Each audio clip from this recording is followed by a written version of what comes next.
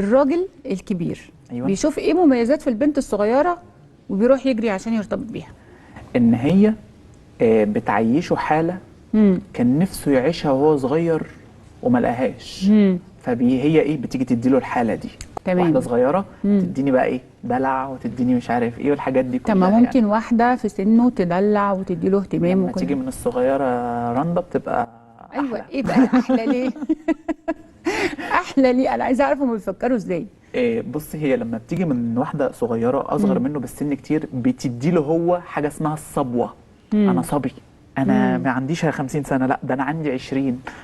طب انا شفت حالات، لكن لو شفت واحده عندها يعني 40 45 مش هتديها لي زي اللي عندها 20 او 25. لا الحاله لوحدها ان انا مرتبط بواحده اصغر مني دي كان انا كراجل كبير لما ببص في وشها، بس حتى لو مفيش اي حاجه لما ببص في وشها بحس ان انا لسه صغير.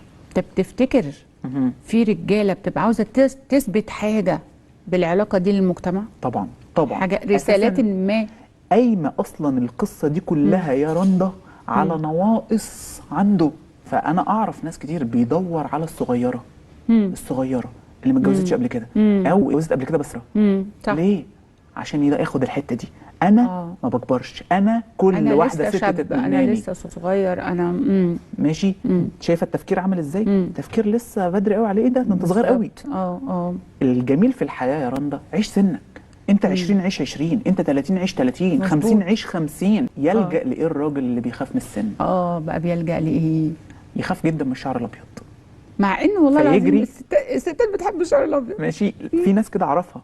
انا عايش صغير، انا عندي 20 30 يجري يصبغ شعره. بشوف ده كتير تمام. فعلا. يلجأ انا عندي 50 انا هلعب بلاي ستيشن عشان اعيش ان انا احس ان انا صغير، مش عشان انك مش بتحب عشان اللعبه. متعه البلاي ستيشن. بالظبط. والله انا اعرف ناس عندها 50 بيحب متعه البلاي ستيشن لكن ده بيلعبها. ده احنا لسه بنعرف من الرجاله. قول كمل. ايه ده كمان؟ بيلعب اللعبه مش عشان متعتها، مش عشان متعه هو بيلعب اللعبه عشان ايه؟ انا لسه صغير.